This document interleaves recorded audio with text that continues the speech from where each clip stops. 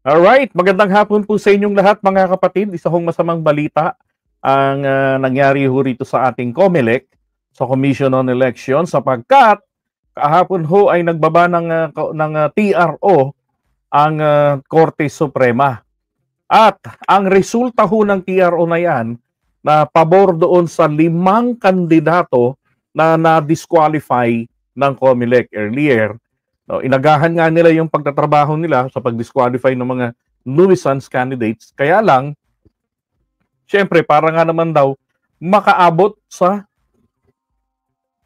Korte Suprema. At ito po ngayon ang inabot ng COMELEC. So si Korte Suprema ho ay nag-issue ng 5 TRO para sa 5 petitioners. Kaya lang, ang nangyari, isa po doon na nabigyan ng TRO na tumatakbo sa pagkasenador. Nako, eto hong si Subair Ginthum Mustafa. No, kumakandidato sa pagkasenador na na-DQ nila bilang nuisance candidate or panggulo, pinagbawalan po ng Korte Suprema na i-DQ siya at kailangan i-reprint yung mga balota. Nasa 6 na milyon na ang mga balota. Ilang milyon na ho. I-multiply mo yan sa 21 pesos kada isang balota. So lahat po ng iyon ay i-audit na ngayon ng COMELEC diyan sa National Printing Office. Dati ako nagtrabaho diyan sa NPO. Alam niyo, totoo, wala naman talagang mga makina yung NPO eh. Ang NPO, dinadala lang diyan yung mga makina ng mga contractor nila na mag-iimprenta.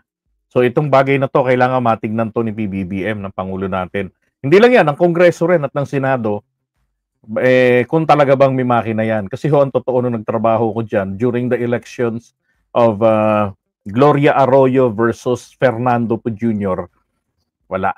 Meron kaming pinaka-boss na dinadala yung mga makina nila dyan. Iba-ibang kumpanya yan ng mga printing press. Lalaking mga makina.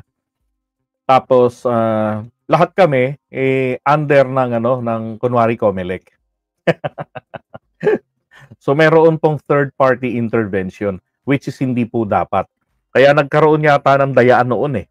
'Di ba? Syempre kahit paano, biruin mo computer nila yung gagamitin, sila yung magde-design, tauhan nila yung mag-ooperate.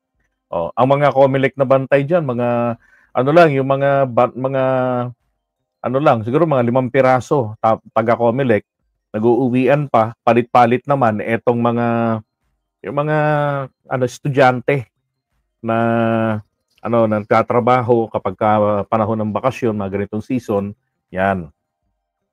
Okay, so ngayon, doon po kasi sa inimprenta agad-agad ng COMELEC, which is tama naman, mag-imprenta agad sila ng mga balota pagkatapos nilang salain yung listahan ng mga kandidato para hindi tayo magkaroon ng 2 pages na sample ballot o na balota, 'di ba?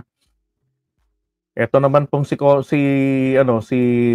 Supreme Court ay nag-issue ho ng TRO.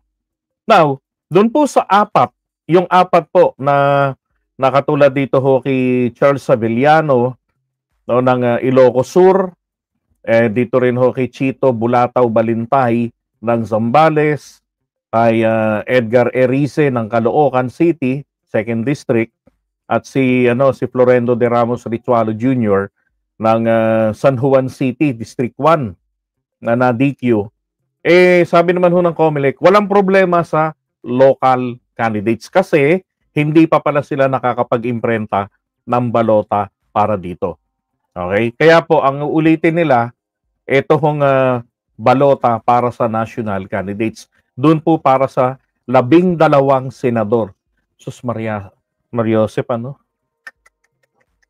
So, kumbaga ngayon, delay ito ng 20 days ang printing ng mga balota. Now, ang tanong, paano yung automated election system natin? Mga kababayan, ang automated election system natin hindi po apektado. Okay, gaya ng kinakalat ng iba na back to manual, hindi ho. Wala hong ruling ang Supreme Court na nilabas tungkol doon. Doon lang tayo sa sa binawala na ma-DQ no? Tama, ma-DQ totally etong si Mustafa. Okay? At si Comelec, pinagkokomento sa loob ng 10 araw. So, ito naman. Ang tanong, kailan pa yan aaksyonan ng Comelec, di ba? Ay, ng Comelec ng Supreme Court. Oh. Alam nyo, dapat pagka ganyan, mabilisan kasi dapat ang ginagawa agad. Alam niyo, yung problemang ito, ang nakikita ko rito, ang Comelec din. Di ba? Dapat kasi pagkatapos ng pag-submit ng COC, motu proprio, ibig sabihin proactive. Automatic na yon, hindi na kailangan may magpe-petition. Re-reviewin na nila kaagad. Tapos magkaroon sila ng bagong ruling na sa loob ng ganitong time frame ay kailangan makapag-submit kayo ng mga opposition sa kandidatura ng kahit na sinong kandidatong kalaban nyo. 'Di ba? Nang sa ganoon maka-action agad kami ang Comelec para pag dumating yan ng Korte Suprema, hindi maiipit ang oras ng Comelec. O katulad ngayon ito. First time ever pong nangyari ito. Magre-reprint ng mga balota. Anong gagawin natin sa balota na na-imprenta na? Pambabalot ng tinapa. Sayang ang budget. So mangyayari ngayon ito, magdadagdag ng budget ang gobyerno rito, mapipilitang maglabas para sa reprinting.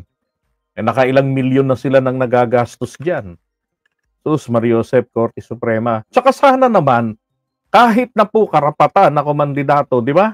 Kapag alam naman na hindi kayo mananalo, ramdam naman yan Maliban na lang kung uto-uto. Di ba? Kapag na-DQ, better luck next time. Di ba? Ayun, sabi rito, around 6 million printed ballots useless after Supreme Court's TRO versus disqualifications. Ang tao lang yun. Sikat ngayon, yung tao na yun, si Mustafa, dahil pinag-uusapan. Pero ito lang ang sigurado, hindi namin boboto. Ay, Jesus Mariosep. Diba? Sana matutuhunan leksyon dito si Comelec dito sa nangyari na to na ngayon magre-reprinting po sila ng mga balota. Okay? Pero yung natin, automated election system natin, tuloy po 'yon. Sabi ni Maureen, dapat sunugin yung mga na-print na balota na voided na. Alam ko ang ginagawa nila diyan. Katulad dati kami, ito kahina-hinala talaga to. Tapos sinundan ito ng dayaan ng eleksyon, yung Hello Garci, may Gloria Arroyo nun. Tapos si FPJ na sinusunog ang sinihan kapag yung mga supporters sa Mindanao, pag si FPJ namatay sa pelikula, sinusunog, binabato ng mga kababayan nating Muslim doon, yung sinihan. Ganun kamahal, na zero. Lalo sa lugar ng mga ampatuan na zero. Diba? So, yun pala, grabe pala talaga ang dayaan. So ngayon, ang ginawa ron, Maureen, ng Comelec, kasi alam namin final na yun yung mga election returns. Ano na yun? Final na yun. Alam namin doon. Aba, ilang matataas ng paleta yun na ilang million? 7 million yata yun na imprenta nun na election returns. Tapos biglang sinabi, ano daw, di ba, 7 copies yan. Pag sinilip mo raw ng ganun, hindi daw nagmamatch. Sinilip naman namin, match naman. Kasi kami rin yung nagja-jug. Maninipis ang papel na yan at carbonized. Kami yung nagpapantay-pantay niyan.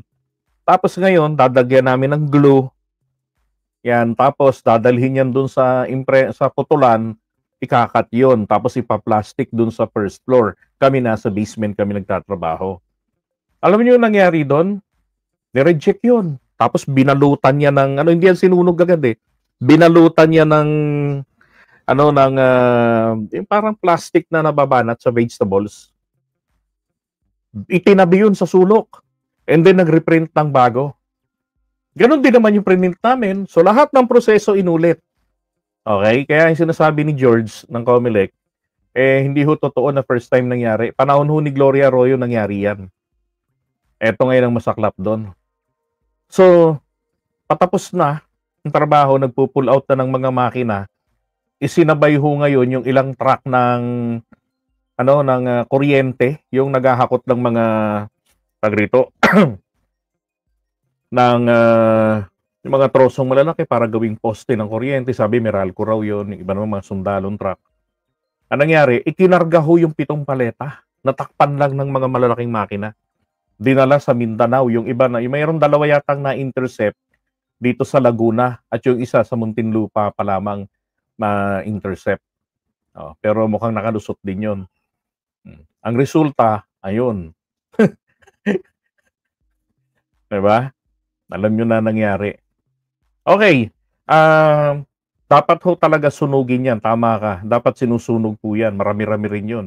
Hindi yan dapat na ibenta sa junk shop. Okay, so iwan muna natin ito at sana po walang mangyaring mga dayaan sa darating na halalan.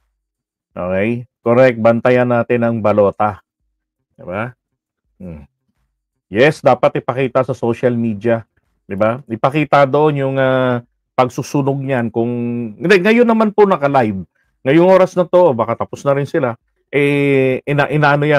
Ino-audit yan. Diba? Tapos, i-report nila pala yan sa COA, sasabihin na, hey, Coast, na-reject 6 na milyon ng halaga nito. Dami na naming na-print. Kailangan, 6 na milyong mga balota na to ang na-print namin. Hihingi kami ng bagong budget. Ganun ang gagawin nila, tapos isasaksak yan sa sulok. Parang dati yan, Parang alam na to, sana wag magka-hocus-pocus. Hindi, malalaman naman po natin, pag fake yung balota, wala ho yung pangalan ni Mustafa. So, pagkarating ho ng halalan at naka-receive kayo, binigyan kayo ng balota na wala ang pangalan ni Mustafa, yun agad ang unang hahanapin. If it's genuine, dapat nandun si Mustafa. Pag wala si Mustafa, di ba, ireklamo na yan, ipahuli na. Ireklamo na kaagad na may hocus-pocus na nangyayari sa ganitong presinto. Okay? Yun lang ho ang key candidate na hanapin nyo, si Mustafa. Yung walang Mustafa, alam nyo na, hindi yan dapat nakarating ng presinto, yung balota na yan. Okay? Alright, so iwan na muna natin to. Puntahan natin